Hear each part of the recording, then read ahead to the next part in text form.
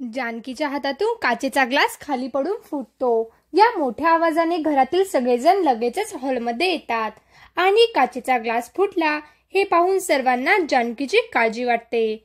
जानकी या काचा उचलते तर तिच्या बोटात काच घुसते आणि रक्त येऊ लागतं। ऋषिकेश लगेचच तिला थांबवतो। सुमित्रा म्हणते, ऋषिकेश तिला रूम मध्ये घेऊन जाता आणि पट्टी कर। सुमित्रा खूप चिडते आणि म्हणते, तुम्ही सगळे तिला काम सांगतायत। आजपासून प्रत्येकाने आपापलं काम करायचं। ऋषिकेश जानकीला रूम मध्ये घेऊन जातो आणि तिच्या बोटाला मलमपट्टी करतो। ओवी सुद्धा तिच्यावर हातावर फुंकार मारते, म्हणून जानकीला खूप आनंद होतो। तर इकडे आजी सुमित्राला म्हणते, कर अजून सुनेचे लाड कर, म्हणजे तिने तुझ्या डोक्यावर मिऱ्या वाटल्या पाहिजेत। तर सुमित्रा म्हणते, तू तिच्या हातचा फुकटचा चहा पिऊन मजेत आहेस ना, मग आता काही बोलायची गरज नाही। हे ऐकून आजीला खूप राग येतो। सुमित्रा रूम मध्ये येते। नानासाहेब विचारतात, जानकीला जास्त लागलं तर नाही ना?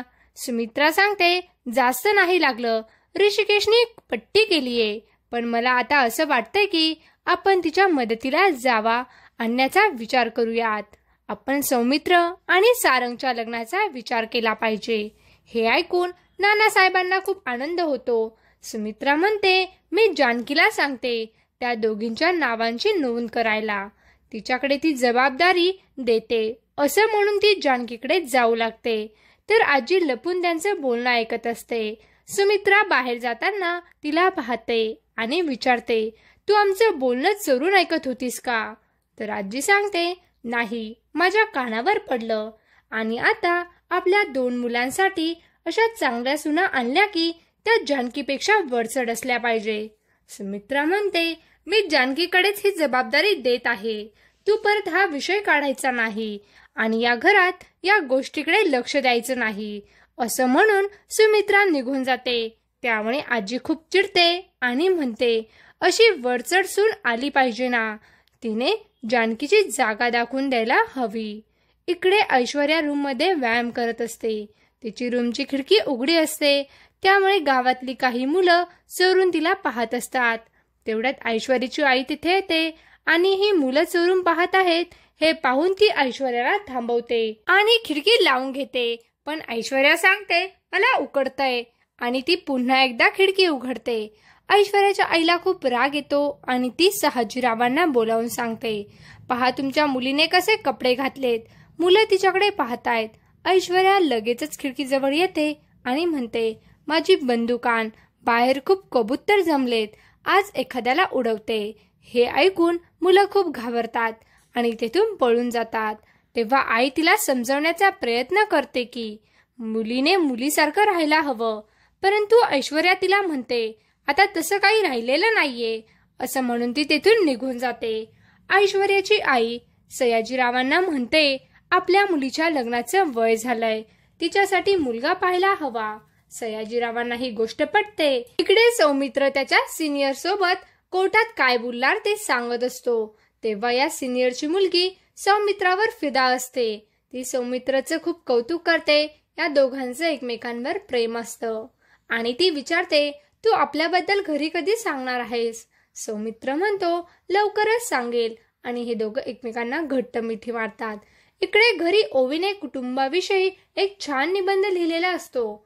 सुमित्रा विचारते, या निबंधात काय लिहिलंय?